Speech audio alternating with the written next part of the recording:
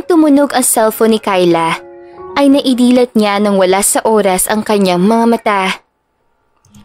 OMG! Bakit ngayon lang ako nagising? Tanong niya sa sarili. Nagmadali na siyang tumayo sa kanyang kama. Hindi na niya pinansin ang cellphone na tumunog dahil hindi iyon isang alarm. Kanina pa kasing alas 5 ang dapat niyang gising. Nang nasa loob na siya ng banyo, ay doon din niya naalala na pumunta pala siya sa isang party ng co-teacher niya dahil birthday nito kagabi. Mabilis na lamang siyang naligo at nagbihis. Nang matapos din ay kinuha na niya ang mga dapat niyang dalhin sa eskwelahan. Hays, bakit ba naman kasi ako nasobrahan sa inom? Sising sambit niya. Nasa loob na siya ng kanyang kotse. Saglit siya napahinto nang makalimutan niyang hindi pala siya nakapag-breakfast. Ay, sa eskwelahan na lang. Giit niya sa sarili. Mabilis niyang pinatakbo ang kotse. Mabuti na lang din na walang traffic sa labas sa subdivision nila.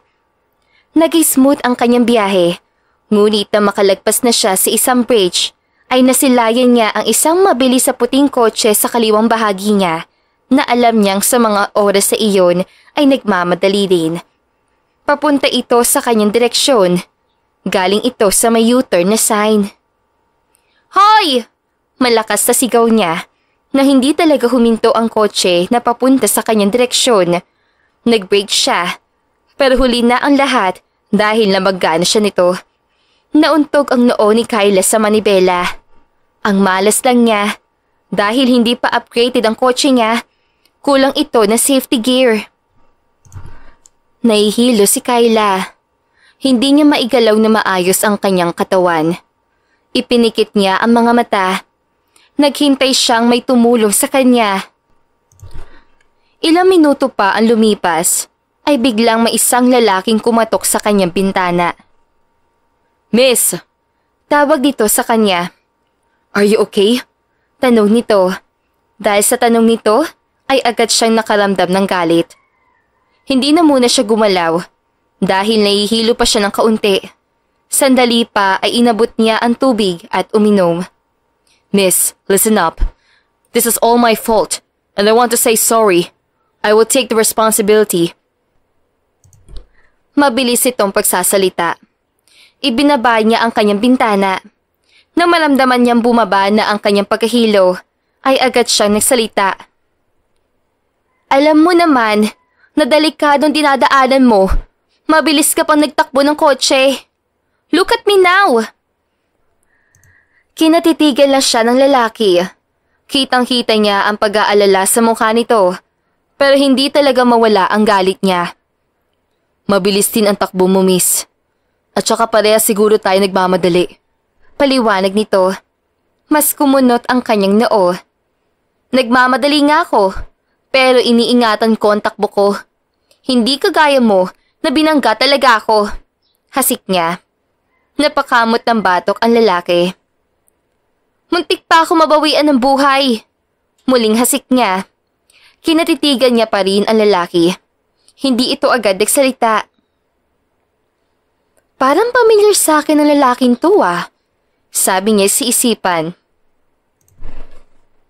Ano na? Hindi mo ba iaalis ang kotse mo riyan? Nagmamadali ako. Informa niya dito. Wait lang, miss. May mga rumesponding tanod, Sambit nito. Doon lang niya namalayan na marami na palang tao ang nanonood sa kanila. Nakita rin nila ang mga tanod. Kaso lang, mas lalo lang siyang nagalit. Ano ang gagawin ng tanod sa akin?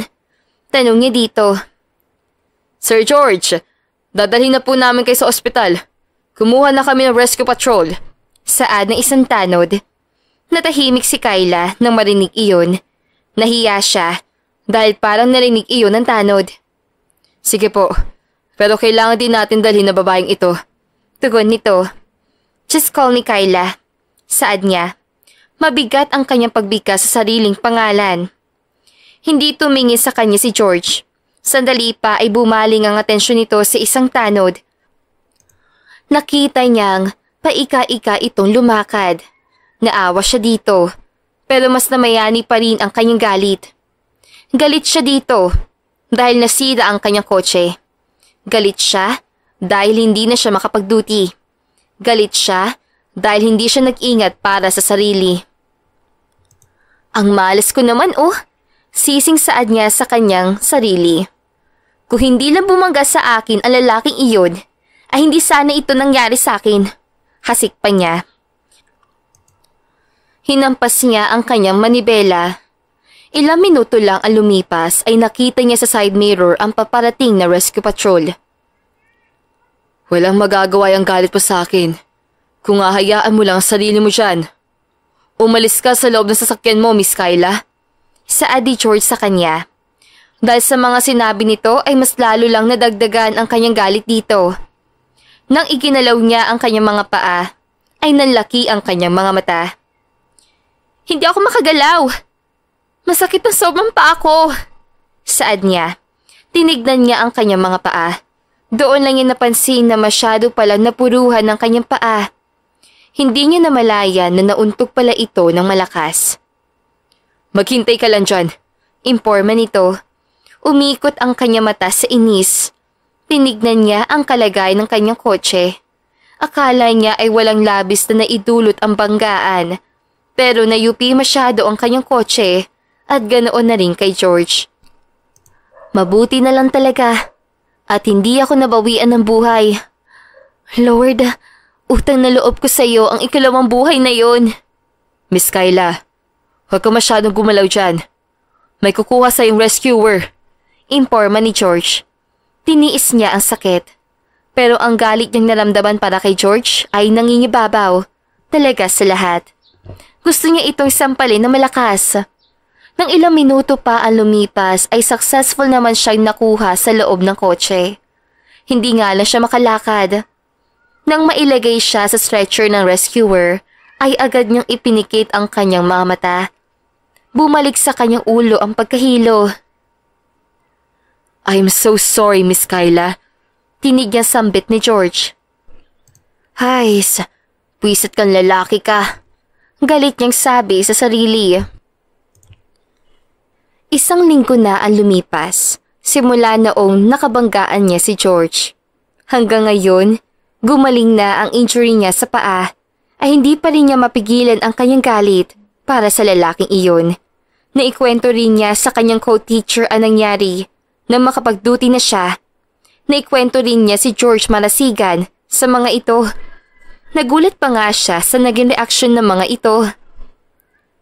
Kilala ko ang George Marasigan na yan, kwento ni Ma'am Roxanne. Kilala yan sa kabilang city kasi doon niya nagbi-business. Sa pagkakaalam ko, mayaman ang lalaking yan. Patuloy pa nito. Nasa Filipino Department's Office sila ngayon. Sa mga naikwento din ni Ma'am Roxanne, kahit nauuna ay wala siyang interest dito, ay para bang nagkaroon na siya ng kahit 1%. Pero hanggang ngayon, ay galit pa rin ako sa kanya. Kung hindi dahil sa kanya, ay hindi sana ako magka-injury ngayon. At saka, hindi ko pa matubos ang kotse ko sa pinag-aayusan ko kasi wala na akong pambayad. Inis niyang wika. Hindi niya talaga maiwasang hindi magpakita ng galit. Hindi ka man lang ba humingi sa kanya ng bayad sa mga danyo sa dulot ni George? Takang tanong ni Ma'am Roxanne. Natawa siya na mahina. Hindi ko yung gagawin, ma'am. Kung isa siyang responsableng driver, hindi niya ako binangga. Di ba sabi mo na mabilis ka rin magpatakbo? Tanong ulit ito. Nakatitig na ito sa laptop. Hindi naman masyadong mabilis, pero mas mabilis talagang lalaking yun. Kapag magkita kami ulit, hindi ko talaga pipigilan ang sarili ko. Hasik niya ulit. Inon niya ang kanyang laptop. Hindi na nagsalita si Ma'am Roxanne, pero mabilis siyang kinonek sa school wifi ang kanyang laptop. Napatitig siya sa screen. Paulit-ulit sa kanyang isipan ang kinuwento ni Ma'am Roxanne. Namalayan na lamang niya ang kanyang sarili na nag-search sa isang sikat na social app. Nag-scroll siya nang nag-scroll. Ang yaman naman pala ng lalaking yun. Hindi siya makapaniwala sa kanyang nakita sa profile nito. Active din pala ito sa post ng kung ano-ano. Akala ko ba galit ka sa kanya? Natigilan siya na marinig niya iyon sa kanyang likuran. Naintriga lang ako sa kanya. Depensa niya. Yun naman talaga ang totoo. Tumawa na mahina si Ma'am Roxanne. Baka bet mo na rin siya ha? Kapag nagkataon, bagay din naman kayo. Saad nito. Hanggang sa sumapit ang hapon at uwian na, ay hindi pa rin mawala sa isipan ni Kyla si George. Ang lalaking kinakagalitan niya ay isa palang mayamang businessman. Bye, Ma'am Roxanne! Paalam niya. Tumango lang sa kanya ito. Nang nasa gate na siya ay naghintay lang siya ng tricycle. Kung hindi lang talaga nabangga ni George ang kotse ko, nagganoong kagrabe, ay hindi ko ito mararanasan. Sa tuwing naalala niya iyon, mas lalo siyang nagagalit dito. Unti-unti na rin nawala ang mga estudyante. Wala pa siyang nakikitang tricycle na hindi puno. Hanggang sa may isang kulay itim na kotse ang huminto sa kanyang harapan. Umusog siya dahil may nakita siyang tricycle sa likuran din nito. Manong! Tawag niya sa tricycle driver. Pero hindi siya nito nakita. Nang bumukas ang pintuan ng kotse, ay bumaling ang kanyang tingin doon. Simula sa suot itong sapatos, patungo sa mukha nito. Ito ay kinatitigan niya. At nang masilayan niya ang kabuuan ng mukha nito, ay doon lang niya namukaan kung sino ang lalaking lumabas ng kotse. George? Sambit niya. Mahina lamang iyon. Pumaling din ang tingin nito sa kanya. Nakangiti pa ito na para bang inaasahan na talaga nitong magtagpo silang dalawa. We meet again! Sambit nito. Napaatras siya na kaunti. Sa minutong iyon, gusto niyang takbuhan si George. Pero gusto rin niya itong atakihin at suntukin dahil sa naidulot ito sa kanya. Hindi siya nagsalita kahit gusto niya sabihin na nabibwisit siya dito. Hi, Ma'am Kyla. Pati nito. Ang tunog ng boses ito ay parang nangaasar. Kumunot ang kanyang noo. Lumapit ito sa kanya. Why are you here? Ayaw niya sanang itanong iyon, pero kusa na lamang iyon lumabas sa kanyang bibig. Hindi niya ito tinignan. Nakatingin lang siya sa daan. Kung kailan naman na gusto niya sumakay, wala na talaga mga tricycle na dumaan. Ang malas ko naman, oh. Mahina ring tumawa si George. Bakit mo pala naitanong? Naamoy ni Kyla ang pabango nito. Gusto niya ang amoy nito. No, hindi ko gusto ang ganitong amoy. Giit niya sa kanya sarili. Galit ka pa rin ba sa akin, Kyla? It has been a while. Humingi na rin ako ng kapatawaran sa'yo. Mahinang saad nito. Magkatabi na sila ngayon. Gusto niyang umalis at maglakad na lamang. Pero hindi niya maigalaw ang kanyang mga paa. Hindi. Mabigat ang tono ng boses niya. Galit na galit ako sa'yo, George. Yun ang gusto niyang isaboses. Natawa ulit ito. Galit ka pa nga sa akin. Doon na niya ito binalingan ng tingin. Kunot na kunot ang noo niya. Sino ba naman ang hindi magagalit sa iyo, George? Tignan mong ginawa mo sa akin. I acquired an injury. Sira pa ang kotse ko. Nalaki ang mga mata ni George na sabihin niya iyon sa malakas na boses. O kalma lang. Saad nitong nakataas ang dalawa nitong kamay. Na lang siya. Inayos niya ang pagkasakbit ng shoulder bag sa balikat. Diyan ka na nga lang, hasik niya. Mabilis siyang hinakbang ang kanyang mga paa. Pero natigilan siya na mahigpit na hinawakan ni George ang kanyang braso. Muling kumunot ang kanyang noo. Titig na titig siya sa braso niyang nahawakan nito. Bitawan mo ko! Mabangis niyang sabi. Ngumisil lang si George na mas lalong ikinagalit niya. Kusa na lamang niyang hinigit ang kanyang braso. Pero muli na naman itong nahawakan ang kanyang braso. George! Singhal niya ng malakas. Mabuti na lang talaga ay wala na mga estudyante at wala ding mga guro na lumabas. Hindi ko sasayangin na pagkakataon na ito, Kyla. Kiit nito. Nalaki ang kanyang mga mata. Isang titig lang ang ipinukaw niya sa mga mata nito. Kakaiba ang nararamdaman niyang pakay nito. Kumibot-kibot ang kanyang labi. Anong ibig mo sabihin? Tanong niyang nauutal. Ngumisi si George. Gusto ko sabihin sa iyo na gusto kita. Saad nito. Para bang nabunutan na 10 kutsilyo si Kyla nang maninig niya iyon. Hindi ako maniniwala. Chick boy ang lalaking to. At ako pa talaga ang bibiktamahin niya? You are just kidding me. Hasik niyang nauutal.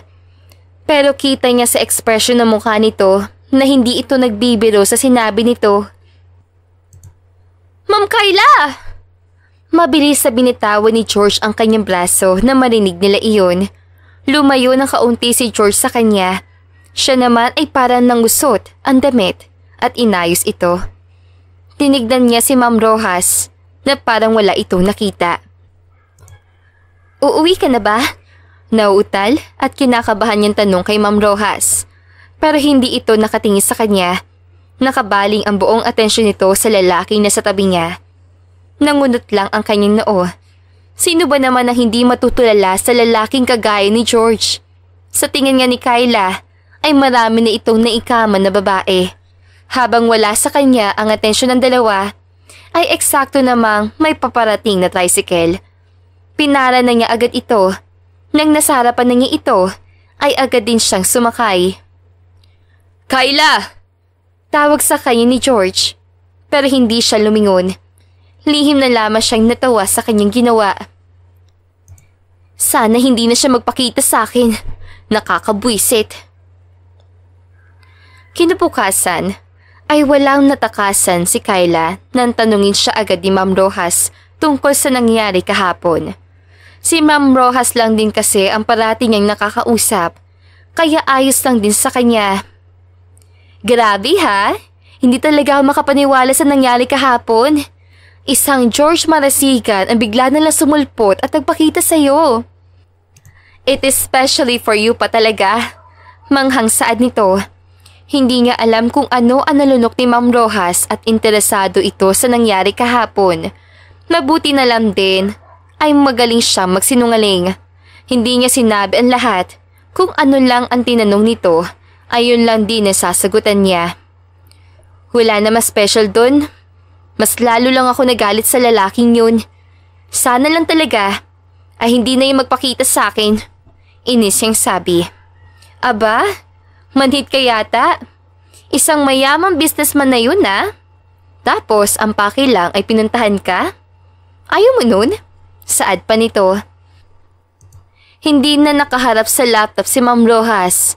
Para bang ang isang araw nito ay ilalaan sa kwentuhan. Nakakainis talaga ang lalaking yun. Bakit pa kasi sa lahat ng babae mabangga niya?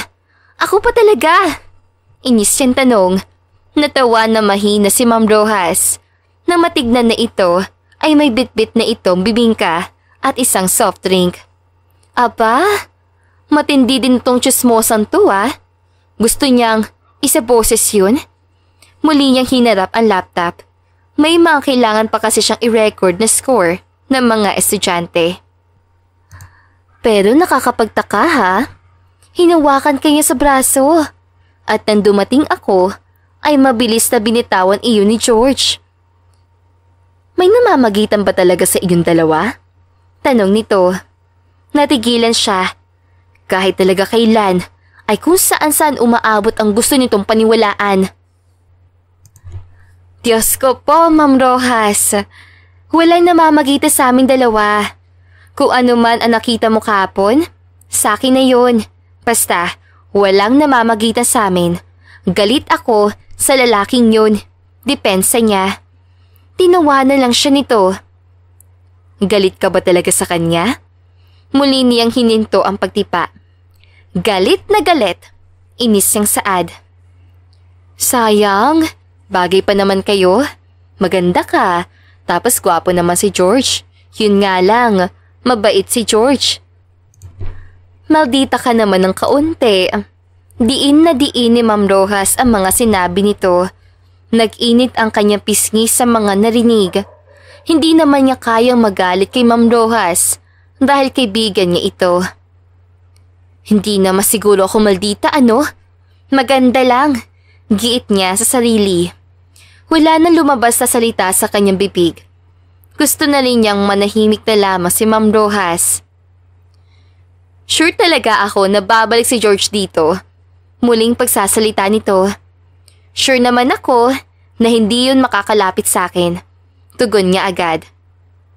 Kahapon, nang bigla ka na lamang umalis, ay nagtanong siya sa akin kung saan ka nakatira. Kwento nito. Dahil sa narinig ni Kyla, ay agad niyang tinignan ng masama si Ma'am Rojas. Pero nakangiti lang ito. Pero syempre, hindi ko sinabi kung saan. Aba, privacy yun, no? Depensa naman ito agad. Mabuti na lang talaga na iyon ang sinabi nito. Kung hindi, baka matusok niya ng ballpen ang mga mata ni Ma'am Rojas. Hindi na siya nagsalita at ganoon na rin ito. Ang buong araw ni Kyla sa loob ng opisina nila ay puro lamang mga tanong ni Ma'am Rojas. Parati itong may tanong sa kanya na tungkol lahat kay George. Nang sumapit na ang hapon ay ganoon pa rin.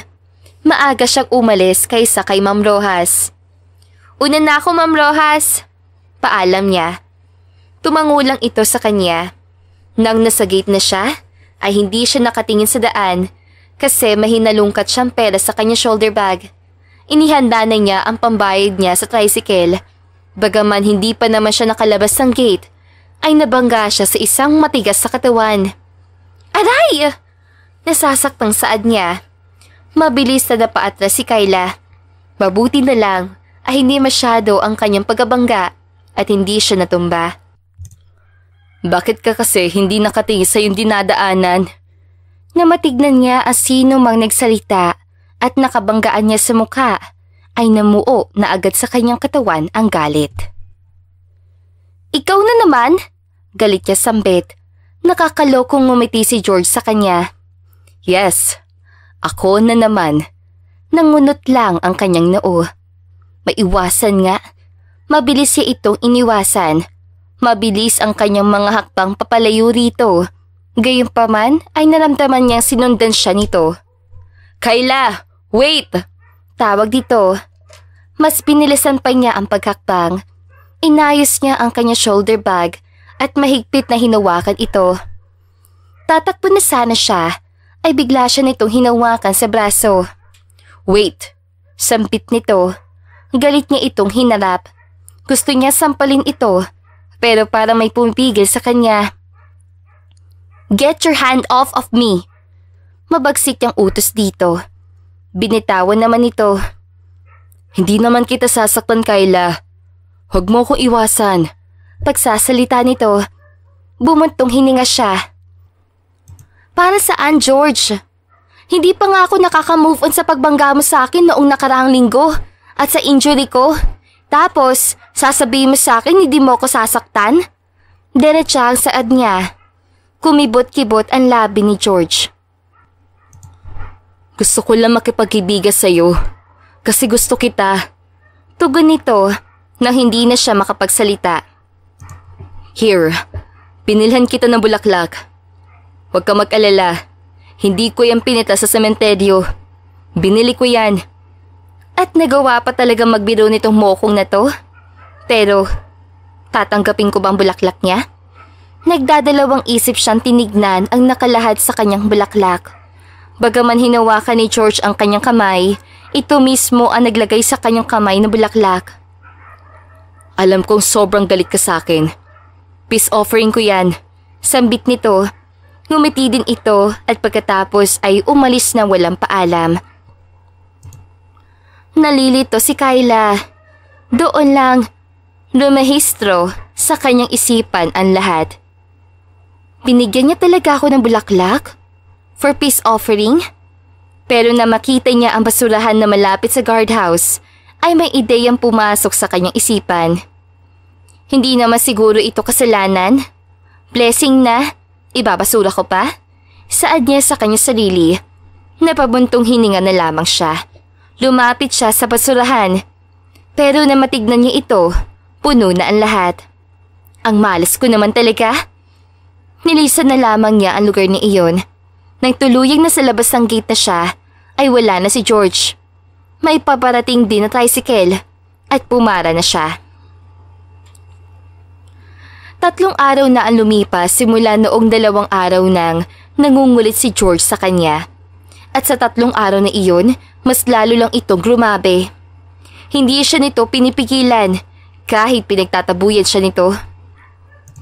Ma'am Kayla! Tawag sa kanya ni Ma'am Rojas na nasa kabilang table. Bakit? Tanong niya agad dito. Hindi ito nagsalita.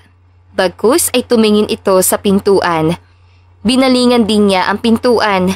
Nanlaki ang mga mata niya nang makita kung sino ang nakatayo doon. George? Sambit niya sa pangalan nitong hindi makapaniwala. Ang aga naman itong mambwisit. Giit niya sa sarili. Hindi niya agad ito pinuntahan. Ang iba pa niyang co-teacher ay napalipat-lipat ng tingin sa kanya at kay George.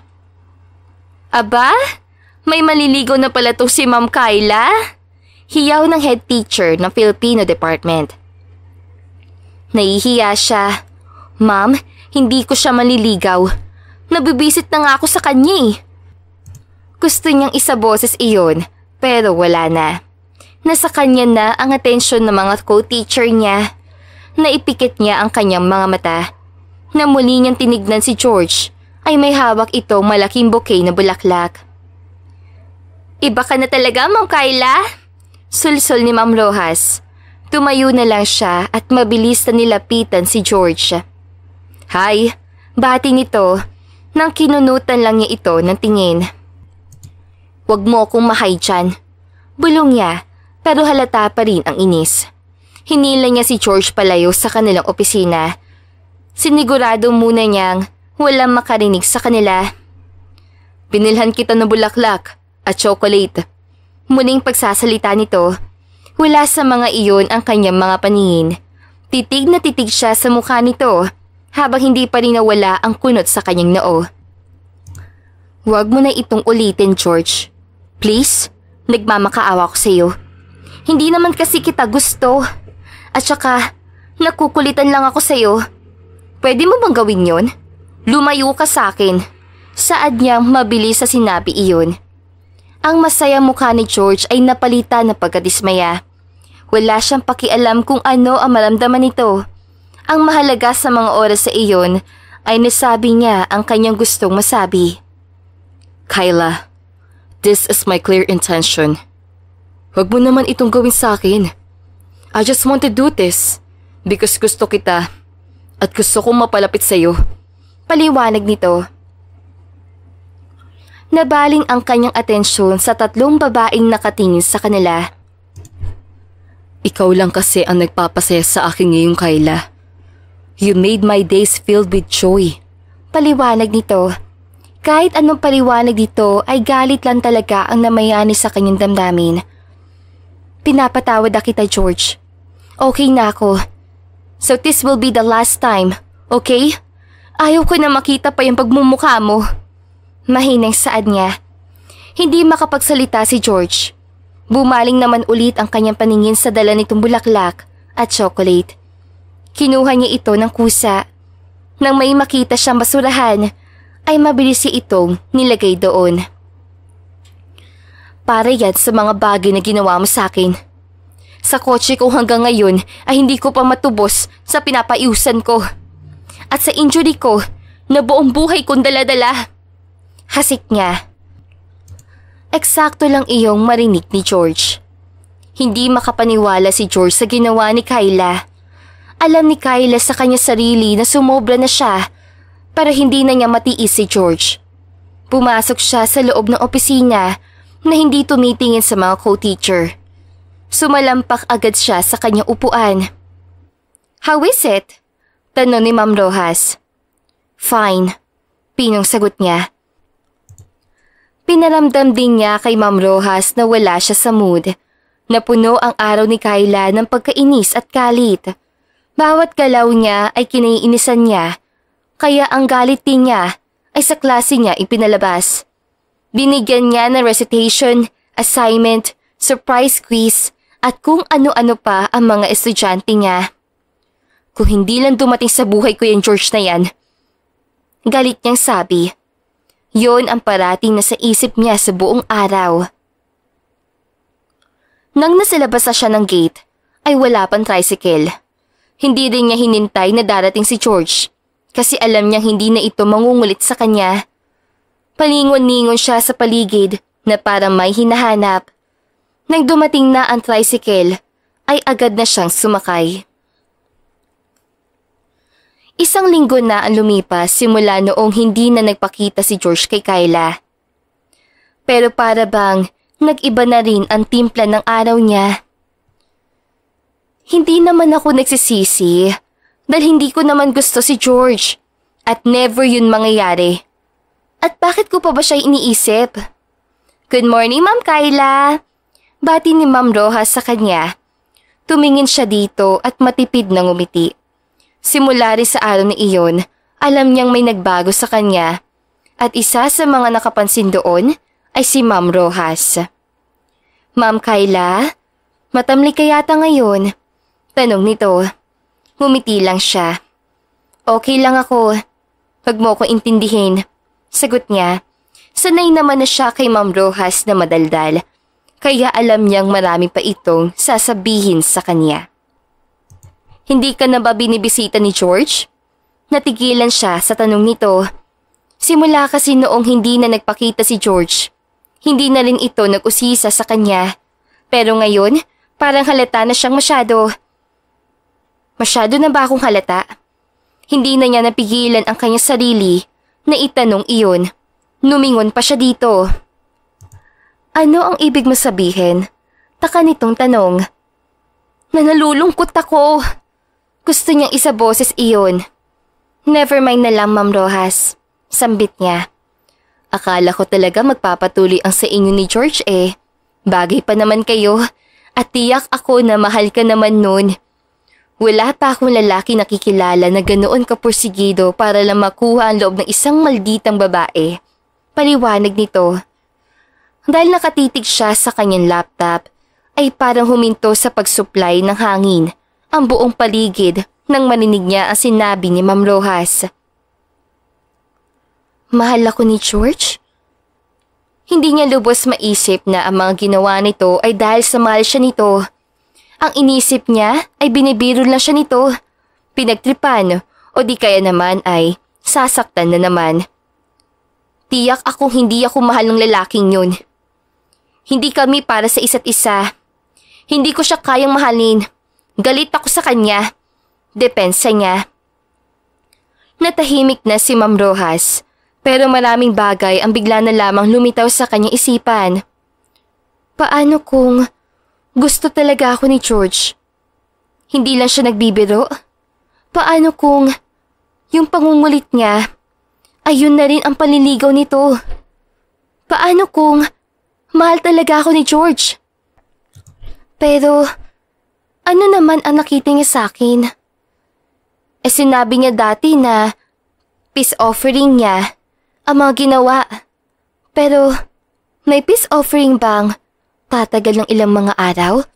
O masyado lang akong ilusyonada? Gusto niyang isigaw ang mga iyon sa isang malawak na bundok. Sandali pa ang lumipas ay biglang nagsalita ulit si Ma'am Rojas. Nalulungkot ka lang kasi wala na nangungulit sa'yo. Kahit papaano ay nasanay ka sa kakulitan ni George. Yang sinasabi mong galit ka sa kanya? Paraan mo lang yan para mapaniwala mo sarili mo na hindi mo siya gusto. Doon na siya napatingin sa katabi. Pero nang tinignan niya ito, nakatitig ito sa screen ng laptop. Nais niya sanang depensahan ng kanyang sarili ay hindi siya makapagsalita. Ay, oo na, sige na nga. Nasanay na ako kay George. Nasanay ako makita siyang may dalama kung ano-ano. Yung mga effort niya, yung mga matatamis sa salita, at yung ngiti niya. Nasanay ako kaya ako malungkot ngayon na sobra. Pero, masama ba yun? Oo, hindi ko lang matanggap sa sarili ko. Giit niya sa kanyang sarili.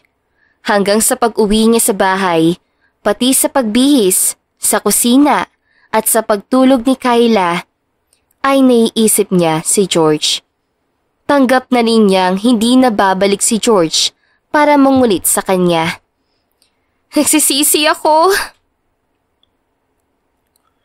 Isang buwan na ang lumipas ay sinani na lamang ni Kyla ang sarili na hindi isipin si George kasi hindi niya talaga maiwaglit ang lalaking iyon sa isipan niya.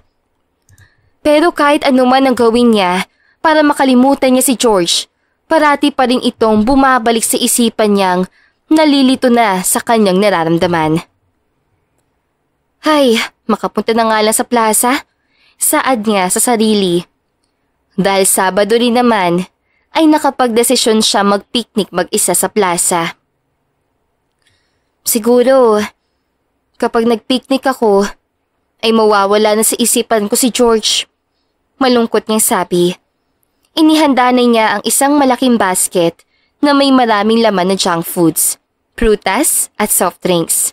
Kumuha rin siya ng malaking picnic mat.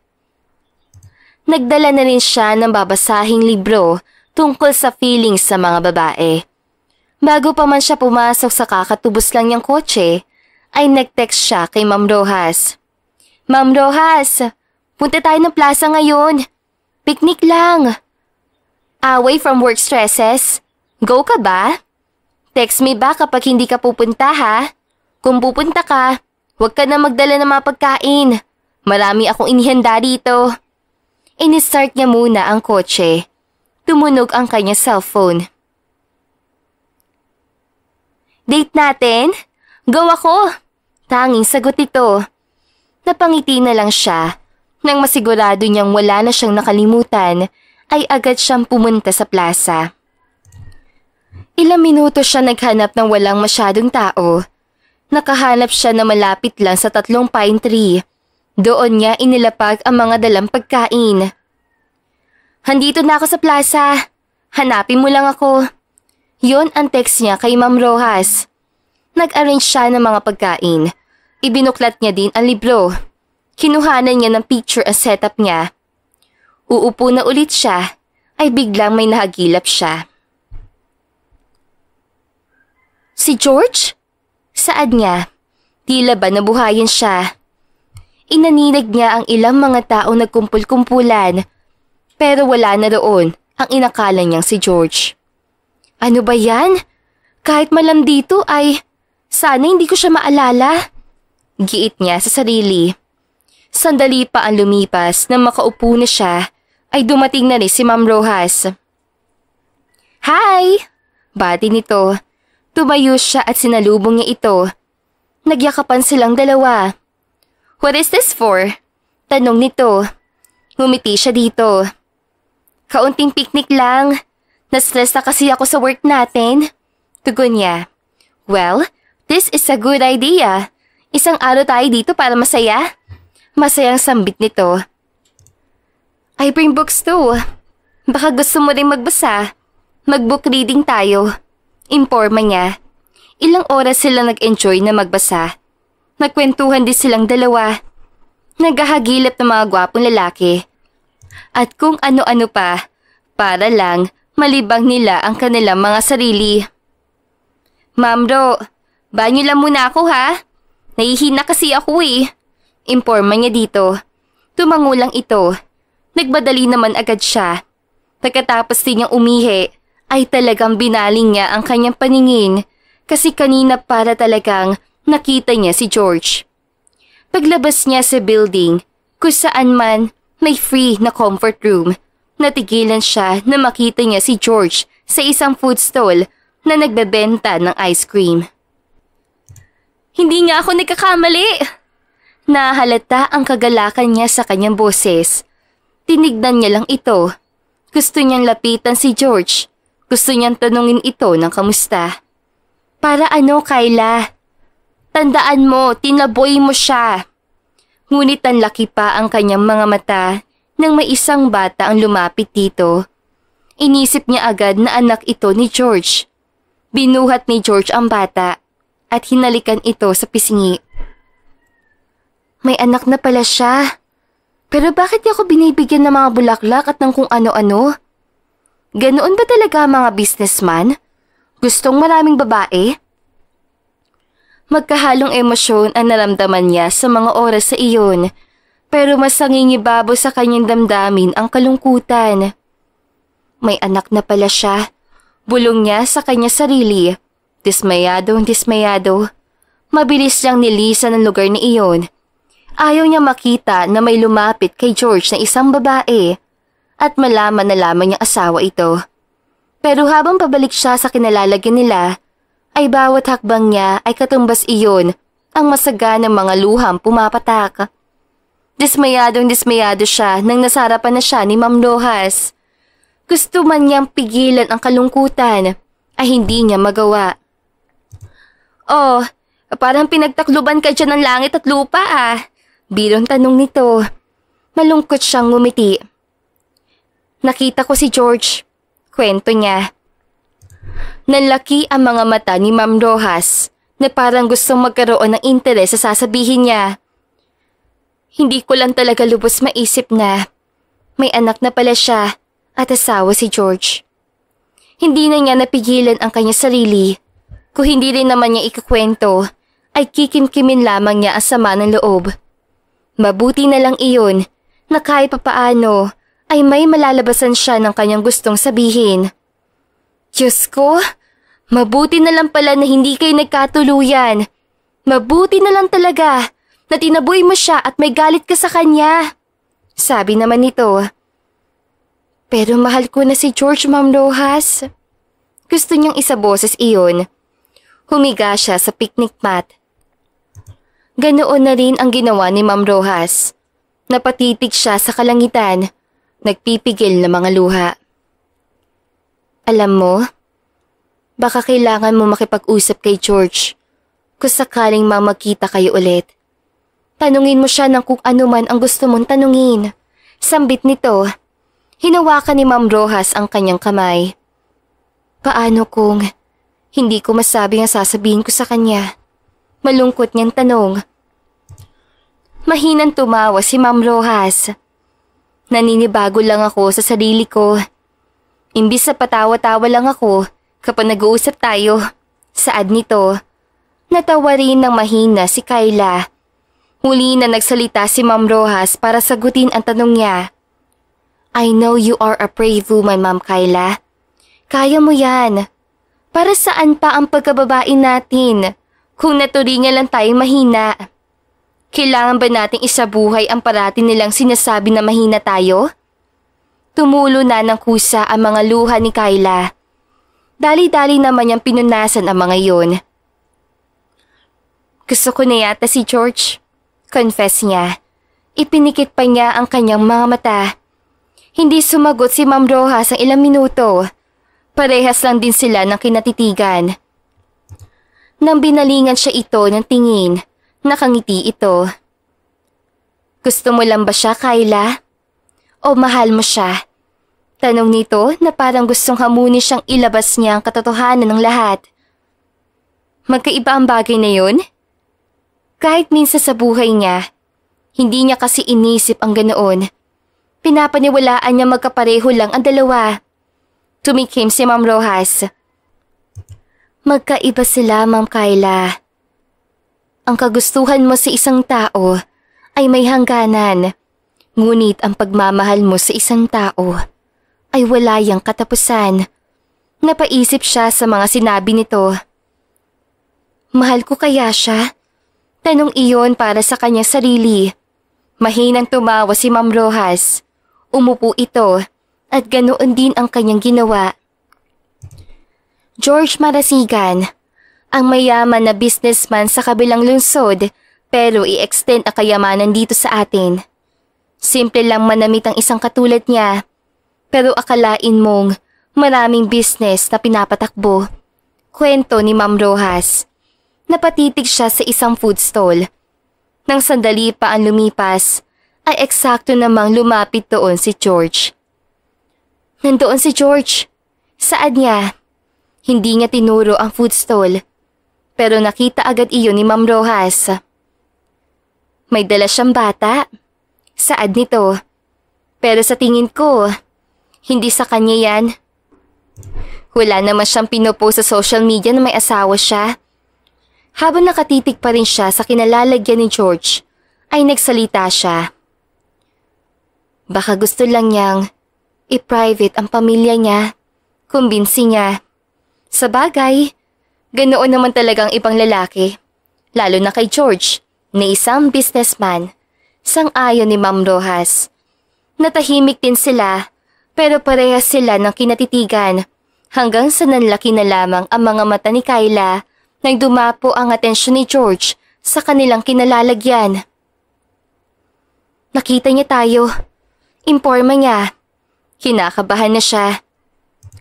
Gusto na niya na agad umalis. Kalmahan mo lang ang sarili mo, Ma'am Kyla.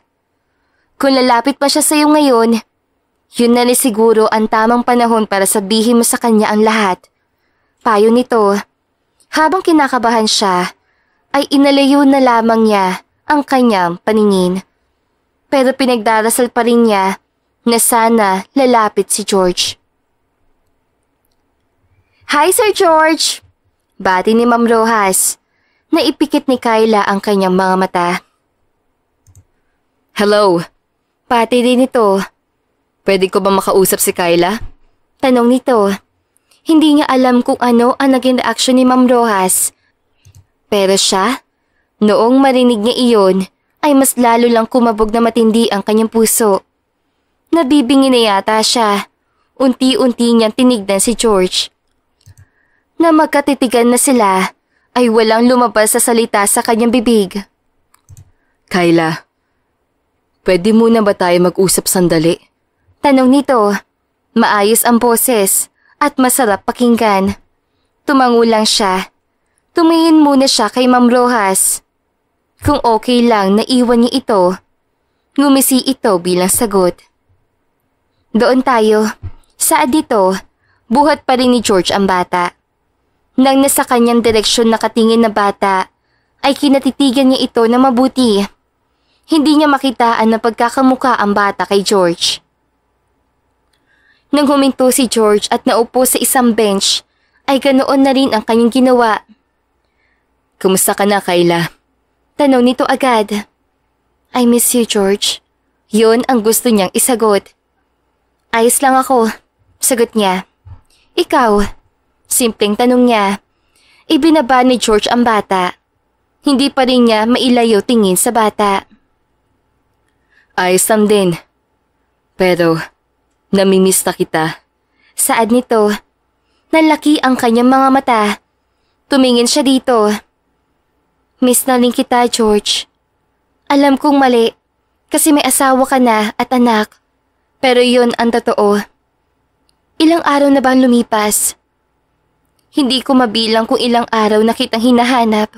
Totoong sabi niya. Ngumiti lang si George. Sandali pa ang lumipas, ay hinawakan nito ang kanyang kamay. Kyla, ikaw lang ang minahal ko. Marami mang babae dyan, ikaw lang ang pinili ko. Sabi ko na nga ba't mahal mo din ako. Hindi mo lang masabi dahil denial ka lang. Saad nito. Hindi ako denial, George. Natakot lang ako at galit sa'yo. Pero ito, handa na sana ako.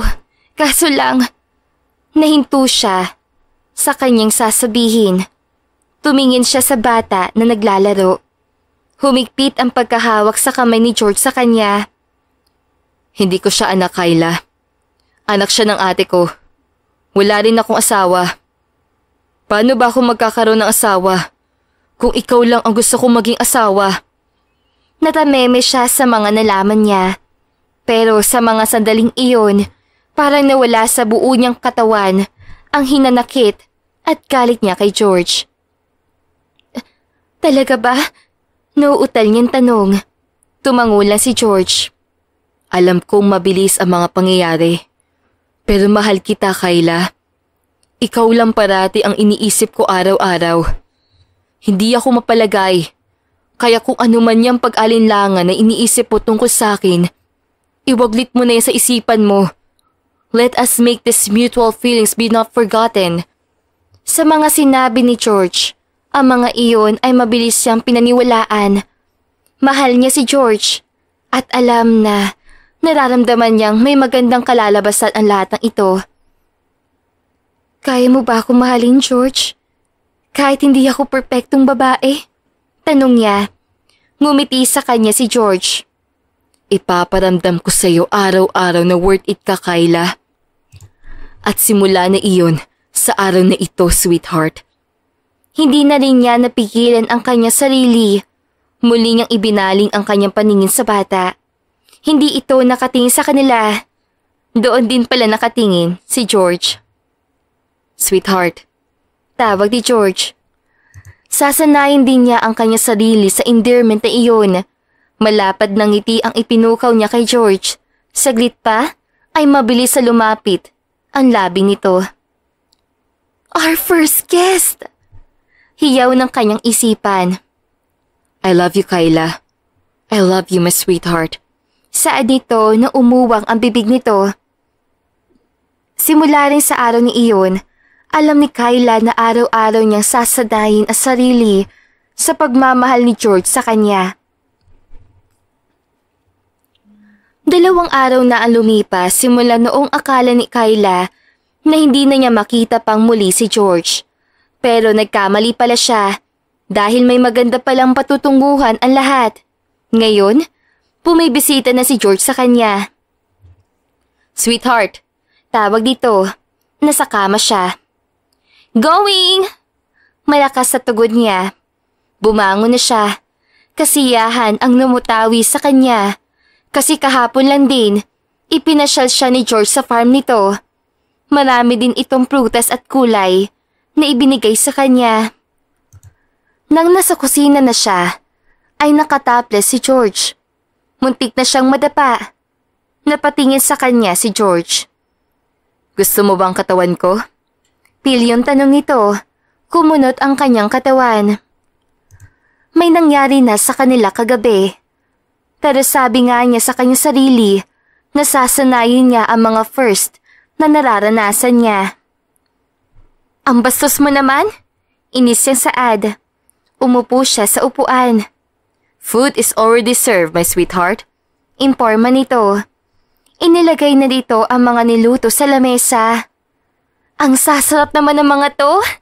Masayang sabi niya. My pleasure. Proud na saad ni George. Kasing sarap ko ang mga yan. Patuloy pa nito. Hanggang ngayon, kahit pagkasama na sila ni George, hindi pa rin niya lubos maisip na mahal siya nito. Para siyang prinsesa na pinagsisilbihan nito at sweet pa ito sa kanya ng sobra. Pagkatapos mo kumain, dahil sa linggo naman, ay pupunta tayo sa bahay namin. Ipapakilala kita sa mga magulang ko. Imporma nito. Muntik na siyang mabulunan. Mabilis siyang kinuha ang baso at uminom agad. George, bakit ang bilis? Natatawa niyang bulyaw. Nasa harapan na niya ngayon si George. Kailangan pa ba natin patagalin, sweetheart? Tanong nito. Hindi siya makasagot. Tama naman si George. Ang pinag-aalala lang niya ay baka hindi siya magustuhan ng mga magulang nito. They like you, sweetheart. Sambit nito. Hindi pa nga kami nakikita. Depensa naman niya. Uminom ulit siya ng tubig. Pala ko kasi ikinuwento sa kanila ang tungkol sa'yo. Lahat yata. Kwento nito. Napatitig na lamang siya kay George. Patay na patay pala sa akin ang lalaking to. Tapos, bakit ko pa pinapatagal nun? Giit niya sa kanya sarili. Ngumiti si George sa kanya. Gusto mo bang gumawa na lang ulit tayo ng bata? Malisyosong tanong nito. George, nasa hapagkainan tayo oh. Pulyaw niya dito. Simpleng ngumiti lang ito. Sa isip ni Kyla, ang bilis sa mga pangyayaring ito. Pero natutuwa siya dahil mahal niya si George. Mahal din siya nito. Walang problema doon. Lumipas ang mga araw na nagbabago na talaga ang takbo ng buhay ni Kyla dahil kay George. Nasasanay na siya sa mga kaswitan nito, sa mga pagtatalik nila, sa kahit pagtatravel nilang dalawa. Kapag kasama niya si George, nawawala ang mga problema niya. Ganyan niya siguro ang taong tunay na minahal? Saad ni Ma'am Rojas na nasa kanyang tabi lang. Agad siyang lumingon. Kakabigay lang kasi ni George ng isang necklace sa kanya na galing pa sa Paris. Ipinakita niya ito kay Ma'am Rojas. Ang swerte ko sa kanya, Ma'am Rojas. Saad niya. Wala akong masabi, Ma'am Kyla. Naiinggit ako sa buhay prinsesa mo ngayon. Pangaasar nito sa kanya. Natuwa lang din siya. Noong una, pakipot pa ako.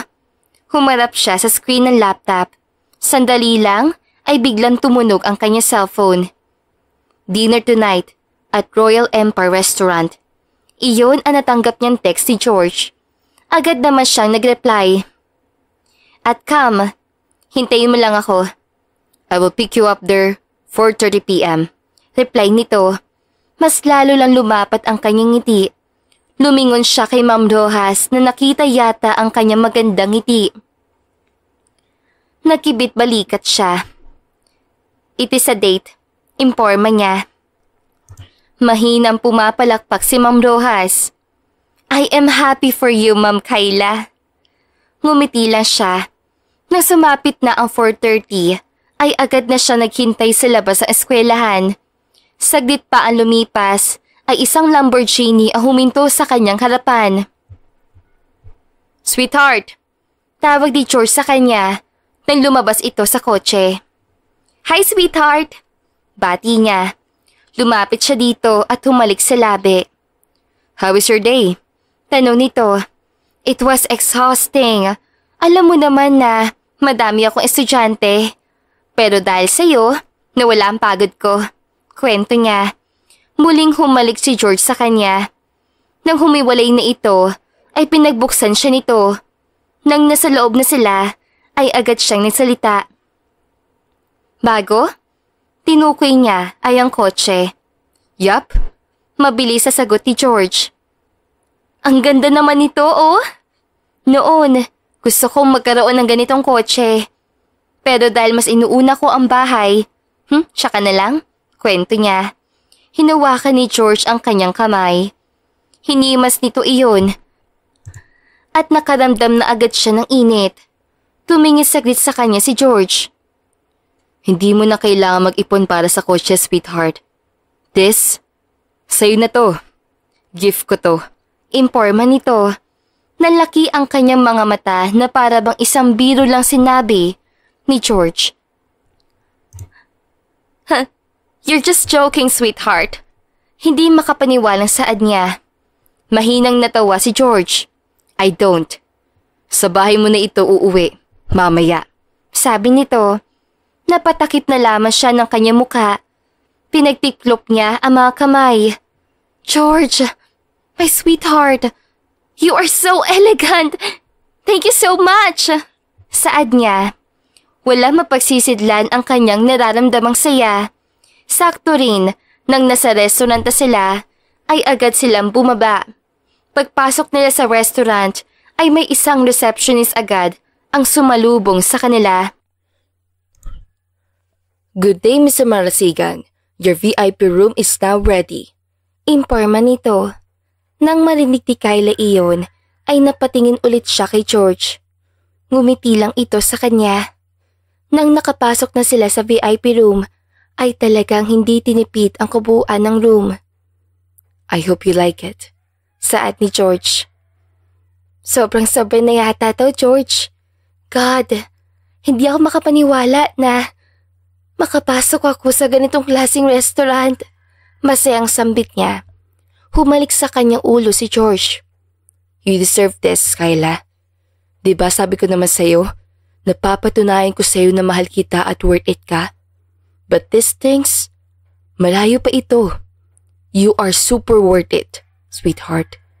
Wala kang katumbas. Malambing nitong sabi. Nang palapit na sila sa dining table, ay yun din ang pagkarinig nila sa isang napaka-sexy na kanta. Pinagsilbihan siya ni George sa pag-upo. Pagkaupo niya, marami ng waiter ang nagsilabasan na may dalang trolley. Ang fancy dito, bulong niya. Nasa likuran pa niya si George. Hindi pa natatapos ang lahat. Imporma nito. Iniwan siya nito. Umupo ito sa kabilang parte. Hindi naman sila malay sa isa't isa. Sakto lang na marinig nila ang mga sasabihin nila. Kain na tayo, imporma ni George. Tumango lang siya. Nang matapos din silang kumain ay tumayo si George, lumapit sa kanya. Hinila siya nito sa gitnang bahagi ng room. Sandali pa ay naging dim red ang buong paligid. May tumugtog din na violin. Sa katunayan, isang grupo ng choir. Sweetheart, yun lang ang tanging na sabi niya. Kayla, my sweetheart, hindi ko na patatagalin pa ang lahat ng ito. Panimula nito, nang lumakas na ang kumakantang choir. Nagsimula silang sumayaw na mahinahon. George, thank you so much to everything you gave to me. Nakangiti siya habang sinasabi niya iyon. You don't have to say that, sweetheart. Ako dapat ang nagpapasalamat sa iyo kasi you made me feel like a worth it man. Ikaw ang naging dahilan ng lahat ng aking kasiyahan. You know, I am suicidal before I met you in accident. Pero noong nakita kita, tila ba nabuhayin ako. Kaya ayun, nangulit ako. Parati kitang pinupuntahan sa eskwelahan ninyo. Hinahanap pa nga kita sa internet. Mabuti na lang talaga, hindi masyadong private ang account mo. Pero, this time, I will make it official. Mahal kita, Kayla. Sobrang mahal. Hindi ko alam kung saan kita ikukumpara katulad ng mga kaibigan ko pero sa tingin ko, wala kang katumbas. You are priceless. Mahalaga ka. Mahabang saad ni George. Namalay na laman ni Kayla na umiiyak siya. Kahit pinunasan niya ang mga luha, ay hindi niya ito mapigilan. Sa mga naririnig niya, ganoon din kasi ang kanyang nararamdaman para kay George. Hindi niya akalain na ang isang guro na katulad niya ang minamahal ng isang mayamang businessman. Sobra din kitang mahal, sweetheart. Akala ko nga binibiro mo lang ako. Akala ko nga chick boy ka pero iba ka pala. Sapat na sa akin ang pagmamahal mo, George. Sapat na sa akin ang makasama ka. Wala na akong ibang hahanapin pa kundi ikaw lang. Tugon niya. Hinalikan niya ng kusa si George. Matagal ang kanilang halikan.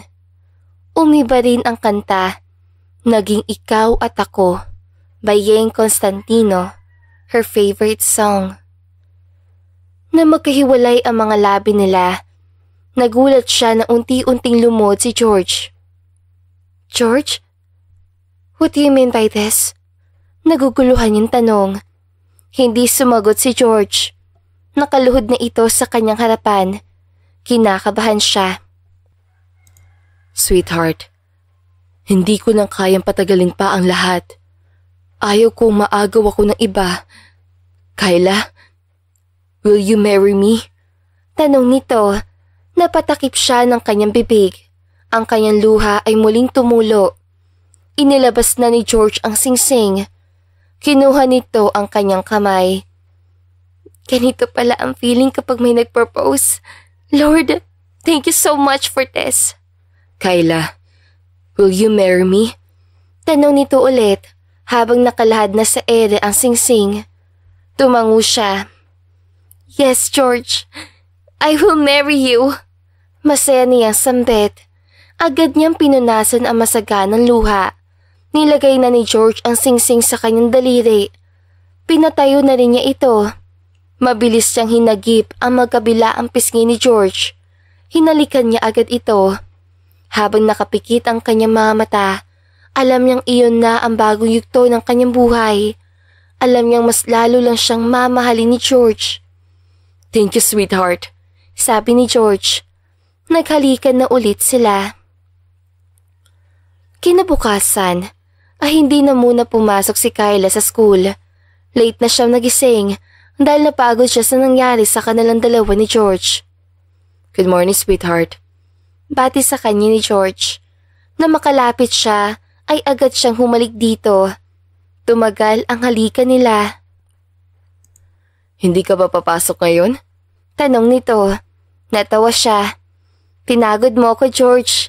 Hindi ako makakatulong na maayos sa mga bata." Kiit niya. 5 round sila kagabi. Doon lang niya napatunayan sa kanya sarili na kaya niya pala gawin iyon. Natawa pa siya nang maalala niya iyon. "O siya, may trabaho ako ngayon. Magche-check kasi ako ng mga papeles." Informa nito. Nang matapos silang kumain, agad na nagbihis si George ng taksido. "Dito ka ba uuwi mamaya?" Tanong niya dito. "Yes. Di na muna ako sa bahay mo. May sasabihin pala ako mamaya sa'yo. It is a surprise." Sabi nito. Nang umalis na si George at nahatid niya ito sa kotse, ay napatngiti na lamang siya. "Am I a wife material?" Tanong niya sa sarili. Nang bumalik siya sa kusina para iligpit ang pinagkainan nila, ay narinig niyang tumunog ang doorbell. Nagmadali siya lumabas ng bahay. "Tao po!" Sigaw nang nasa labas. Inaninag niya ito ng masyado kung sino ang kanyang bisita. Isa itong babae at buntis ito. Siguro ay hingi ng tulong. Kumbinsi niya sa sarili. Nang nasarapan na siya ng babae, ay agad niya itong pinagbuksan ng gate. "Ano pong kailangan nila?" Agad niyang tanong. Sa nakikita niyang ekspresyon ng babae ay galit ito at iniisip niya agad na sa kanya ito galit. "Ikaw ba si Kyla Magusara?" Tanong nito na para naiinis. Nangunot ang noo niya. "Bakit mo alam ang pangalan ko?" Kinakabahan niyang tanong. Baka isa lamang itong modus. Lumayo siya ng kaunti sa babae. "Hindi na importante kung paano ko nalaman ang pangalan mo. Kung ikaw si Kyla Magusara, sabihin mo na lang na diretso." Hasik nito. Nawala ang kunot sa kanyang noo. Napalitan ng inis. "Ako nga. Bakit?" Hasik din niya. Tumawa na mahina ang babae. "Ako lang naman si Jenny. Isang sekretary ni George Marasigan. Buntis ako at si George ang ama. Ayaw mo maniwala? Heto, ang DNA test result." Inihagis nito ang isang papeles. Tinignan niya ang mga yun. Nanginginig na ang kanyang mga tuhod. Hindi siya maniniwala kay Jenny. Hindi magagawa ni George ang bagay na iyon. "Nagsisinungaling ka lang. Mapera si George, kaya ka gumagawa ng eksena." Hasik niya. Bagaman hindi ito nasindak sa kanya, bagkus tumawa ito. "Kung ayaw mo maniwala sa akin, edi wag, masasaktan ka lang. Kung ako sa'yo, tanungin mo na yung sarili mo." Saad nito. May sasabihin pa sana siya, ay bigla na ito umalis sa kanyang harapan. "Sandali!" Tawag niya dito, pero umalis na ito. Sumakay na agad ito sa kotse. Nang makita niya ang kotse nito, nanuot sa kanyang katawan ang galit. Kotse iyon ni George. Yon ang kotse nitong ginamit noong parati itong pumupunta sa eskwelahan. "George!" Nasasaktan yung sabi. Sa mga oras sa iyon, gusto niyang puntahan si George. Gusto niyang marinig ang paliwanag nito at gusto niyang bawiin na lamang nito ang proposal ring. Nanginginig pa rin ang kanyang mga tuhod. Kinatitigan niya ang kanyang singsing. Gusto niyang ihagis ito sa kalsada. "Sana mali ako, George. Sana hindi totoo ang mga sinasabi ni Jenny, George." Gusto niyang isigaw ang mga iyon. Saglit pa ay kinuha niya ang mga papeles sa semento. Bumalik din siya agad sa loob ng bahay at tumiretso sa kanyang kwarto. Hindi niya kayang basahin ang DNA test results. Hindi totoo ang lahat ng ito. Hindi magagawa ni George sa akin ang lahat ng ito. Sumapit na lamang ang hapon ay napuno ng iyak ni Kyla ang buong kwarto. Kahit pilit niyang pakalmahin ang sarili, ay hindi niya talaga matanggap ang lahat. Sweetheart? Malambing na tawag ni George mula sa salas. Nagmumukmuk lang siya. Sandali pa ay narinig niya ang pagbukas ng pinto. Sweetheart? Bakit hindi ka sumalubong sa akin? Tanong nito. Nakatalikod siya dito. Pinigilan man niya ang kanyang paghikbi, ay hindi narinig na iyon ni George. Bakit ka umiiyak? Tanong ulit nito. Sandali pa ay hinawakan nito ang kanyang braso. Huwag mo kong hawakan, George. Nandidiri ako sa'yo. Mabilis siyang tumayo at lumayo kay George. Nagulat ito sa kanyang sinabi. Bakit ka nalang biglang nagalit sa akin? Nalulungkot itong tanong. Halata sa mukha nito na hindi ito makapaniwala. Talaga ba, George? Kailangan mo ba magmaang-maangan? Kailangan mo pang isikreto sa akin? Sunod-sunod niyang tanong dito. Tumayo na rin ito. Hindi kita maintindihan, sweetheart. You have to tell me directly. Mahinahon pa rin ito na mas lalo lang niya ikinagalit. George, kanina ay may pumuntan Jenny dito. Nagpakilala siya sa sekretarya mo. At alam mo ba kung bakit ako galit? Sinabi lang naman niyang buntis siya at ikaw ang ama. Ayaw kong maniwala sa mga sinabi niya kasi alam ko na hindi mo yung magagawa sa akin. Pero may DNA test result siyang dala. Ang gamit pa niya ang kotse mo. Paliwanag niya. Muli na naman tumulo ang kanyang mga luha. Magpapaliwanag ako sa iyo, sweetheart. Depensa nito. Huwag mo akong mag-sweetheart, George! Sigaw niya. Isa iyong malakas na nagpalaki ng mga mata ni George. Kailangan mo marinig ang side ko. Sabi nito sa mahinahon at nasasaktang boses. Naipikit ni Kyla ang kanyang mga mata. Kailangan mo umalis sa bahay ko, George. At itong singsing, sa'yo na lang to. O di kaya ay ibigay mo kay Jenny. Hasik niya. Inihagis niya kay George ang singsing. Alam niya sasaktan niya na sobra si George. Pero iyon lang ang pumasok sa kanyang isipan. Walang ibang ginawa si George kundi ang pulutin ang singsing. Nakita niya itong umiyak. Umalis ito sa kanyang bahay. Siya naman ay umiyak na umiyak. Lumipas ang 1 linggo ay puro bahay at eskwelahan lang ang pinupuntahan niya. Matamlay siya at ayaw niya makipag-usap sa ibang tao. Tila ba naguho ang buong mundo niya. Kyla! Tawag ni George nang nasa labas na siya. Mabilis siyang pumasok sa kanyang kotse. 1 linggo na rin siya nitong sinusuyo. At bawat araw na parati siya nitong sinusuyo, ay naaawa na siya kay George. Galit siya dito, pero nandoon pa rin ang kanyang pagmamahal. Kyla! Tawag dito. Nang ipapatakbo na sana niya ang kotse, ay humarang si George. Nagsinungaling si Jenny, sweetheart. Hindi ako ang ama na pinagbubuntis niya. Walang nangyari sa aming dalawa. Sekretarya ko lang siya. Pero may gusto siya sa akin. Gumagawa lang siya ng eksena para magulo ang buhay nating dalawa. Paniwalaan mo ko, sweetheart. Mabilis itong paliwanag. Naipikit niya ang kanyang paningin. Tumulo ang kanyang mga luha. She misjudged him. May kasalanan din siya kasi mas pinairal niya ang kanyang galit. Nang idilat niya ang kanyang mga mata ay nakatingin lang ito sa kanya. Lumabas siya ng kotse. George, I am so sorry. Kasi mas pinili kong paniwalaan ng babaeng iyon. Hindi man lang kita pinakinggan sa gusto mong sasabihin. Yun agad ang lumabas sa kanyang bibig. Lumapit si George sa kanya. Hinawakan nito ang kanyang pisngi. You don't have to say that. Ako itong may kasalanan sa'yo.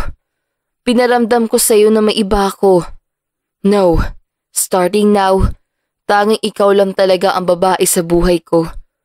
Huwag mo nang isipin pa si Jenny. Dahil pinalayas ko na niya sa kumpanya.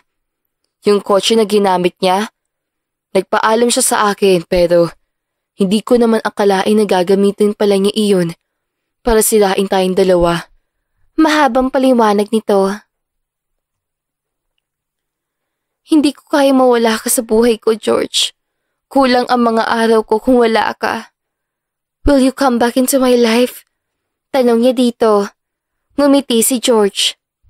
Saglit pa ay binunot nito ang box na nasa bulsa nito. Ano ang gagawin mo? Taka niyang tanong. Sa ikalawang pagkakataon, sweetheart, gusto kong marinig ang matamis mong oo. Will you marry me, Kyla? Tanong nito. Hindi na lumuhod si George. Oo, George. I will really marry you. Masaya niyang sabi. Sinuot nito sa kanyang daliri ang singsing. Niyakap niya si George. Humalik ito sa kanya. Sa susunod na buwan na kita pakakasalan, sweetheart. Imporma nito sa kanya. Nanlaki ang kanyang mga mata. Talaga? Masayang panigurado niya. Tumangulan si George. Sa mga oras sa iyon, wala na siyang balak na ilihim pa kay George ang nalaman niya. George, buntis ako. Saad niya. Kinakabahan siya sa maaaring reaksyon nito, pero na makita niya ang malapad ng ngiti nito, ay kumalma ang kanyang puso. Talaga? OMG! Magiging ama na ako! Masayang sigaw nito. Magiging ama na ako! Muling sigaw nito. Walang pasabi ay binuhat siya nito. Inikot-ikot siya na parang isang bata. Nang huminto si George, ay muli siya nagsalita. Hindi lang isang bata ang nasa loob ko, George. We have triplets. Masaya niyang imporma. Hindi na nakapagpapigil si Kyla. Kusa na niyang hinalikan si George. Isang buwan na ang lumipas ay tumungo sila sa USA dahil doon gustong magpakasal sina George at Kyla. Iilang importanteng tao lang inimbitahan nila. Excited ka na ba? Tanong ni George sa kanya. Nasa hotel silang dalawa. Nasa loob sila ng isang hotel room.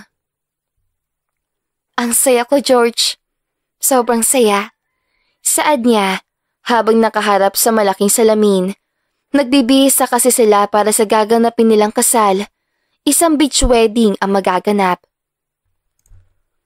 Mamaya na natin maumpisa ng pagiging official nating magulang. Happy life, happy married. Sabi nito, nakatapos pa ito. Yumakap ito sa kanya mula sa likuran. Pwede ba kitang galawin muna? Pilyo nitong tanong. Siniko niya ito. Mamaya na lang. Pagkatapos ng wedding ceremony, depensa niya. Mahinang tumawa si George. Gagawin din natin yun mamaya. Mabilis lang tayo. Nagiinit na kasi ako dahil sa ganda mo.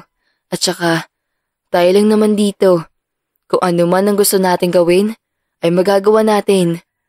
Isang oras pa naman bago ang kasal. Tumitig si Kyla sa salamin. Nasa loob sila ng banyo. Naka-wedding gown na siya. At makeup na lang ang kulang. Nakataksido na rin si George, pero nag-iinit na rin ang kanyang katawan. Sige na nga, sang-ayon niya. Malapad nang ngumiti si George. Nagsimula na itong gumalaw mula sa kanyang likuran. Mabuti na lang talaga ay 30 minutes lang na may nangyari sa kanila. Na makapag-ayos na sila, ay sabay silang umalis ng room, pero si George ay tumungo na sa beach para maghintay na ito doon. Ang lahat ay naghintay na lamang kay Kyla. Nang nasa aisle na siya, ay kitang-kita niya ang kagandahan ng dagat. Ang ilang invited sa kasal nila, ang magandang decoration setup, at ang kanyang magiging asawa. Ang lahat ng iyon ay natupad na niya. The bride! Imporma ng event organizer. Nagsimula na siya maglakad. Nang nasa harapan na sila ni George, pumulong agad ito sa kanya. Entrance tayo mamaya. Sabi nito na parang hindi naman talaga bulong. Nagtawanan ang mga nakarinig noon na malay na lamang ni Kyla na nagpalitan na sila ng vow ni George. Unang nagsalita si George sa kanya. Sweetheart, this is the start of our happy life. Ikaw, ako, at mga anak natin. Sa harap ng mga tao ngayon, I will promise to you to take part as your imperfect husband. Hindi kita lolokohin. Ikaw ang uunahin ko sa lahat ng bagay. Ikaw ang pipiliin ko. Hindi man ako perpekto. Kaya kong iparamdam sa'yo na worth it ka parate. I promise you, simula ngayon, mas magiging maganda pa ang takbo ng mga buhay natin. Mahabang sabi nito, pinunasan niya ang kanyang mga luha. Tumikim na muna siya. George, alam mo na kung gaano ako kasobrang saya. Ngunit sa harap ng mga tao at kay Lord, I promise na ikaw lang ang iibigin ko. Hindi kita ipagpapalit sa iba. Hindi man ako perpektong babae. Gagawin ko pa rin ang lahat ng aking makakaya para lang maging maganda ang buhay mag-asawa natin. Thank you so much for coming to my life.